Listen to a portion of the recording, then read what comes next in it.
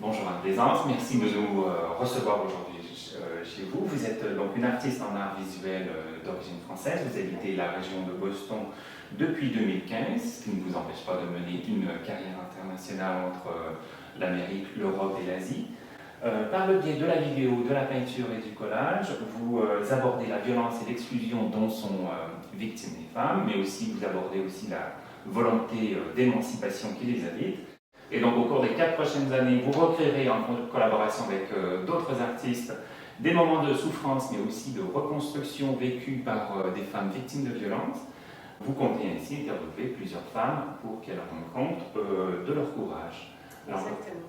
Une première question pour vous, si vous le permettez. Nous sommes donc à côté de ce magnifique tableau. Est-ce que vous pouvez nous en parler un peu pour ainsi rendre compte un peu de votre travail d'artiste? Oui, volontiers. Alors ce tableau, en fait, je l'ai créé en 2017. Solution face à la violence, l'agressivité, le racisme, etc. Et notamment l'amour. Et c'était un petit peu transformer ce slogan en quelque chose de plus général, généreux, inclusif. Alors Anne-Plaisance, vous venez de lancer le projet Wonder Woman Now. Est-ce que vous pouvez nous en parler et nous le présenter un peu? Je crois que c'est un projet de longue haleine pour vous. De quoi s'agit-il? Wonder Woman est un projet international que j'ai lancé effectivement cette année, au début du confinement.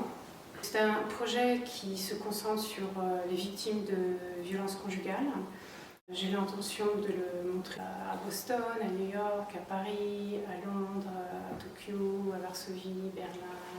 C'est un problème qui touche toutes les couches sociales et toutes les cultures.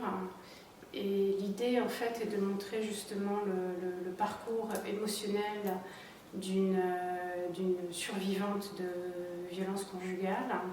Je veux vraiment me concentrer sur le processus d'empowerment de ces femmes, de réalisation qu'elles sont abusées et quelles sont les étapes qu'elles ont prises pour s'en sortir en fait, pour se libérer, pour devenir autonome et pour enfin être heureuse. Voilà. Le thème retenu pour l'édition 2021 de la Nuit des idées, c'est celui de la proximité. Or, pour ces femmes victimes de violences, la proximité est dangereuse, puisque c'est dans cette proximité qu'elles sont soumises à la violence de leur conjoint.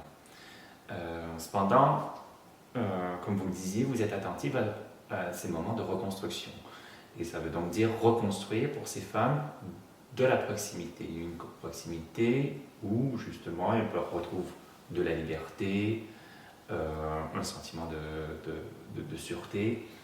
Est-ce que vous pouvez nous en parler? Comment est-ce qu'elles font en fait en ce moment? Alors en ce moment, je dirais les outils que ces femmes utilisent sont en ligne. Donc c'est Internet, c'est Facebook, Instagram, les sites spécialisés, les sites des foyers et des organismes qui parlent de la violence domestique ou conjugale. C'est une nouvelle proximité avec des groupes de soutien, avec de nouvelles personnes lors de cette reconstruction. Souvent elles changent complètement de vie, de lieu, d'habitude. Pour celles qui sont dans des situations extrêmement difficiles, elles doivent changer par exemple aux États-Unis d'État. Certaines même ont dû changer de pays face à des hommes particulièrement violents. Et aux États-Unis, ça ne rigole pas avec la possession d'armes à feu. Donc je dirais le niveau de danger est accru. Donc c'est une reconstruction pour l'instant qui se passe en ligne, avec la levée des interdictions de rencontrer du monde et la fin des mesures de sécurité. Elles pourront voir les gens de visu, retrouver une nouvelle proximité.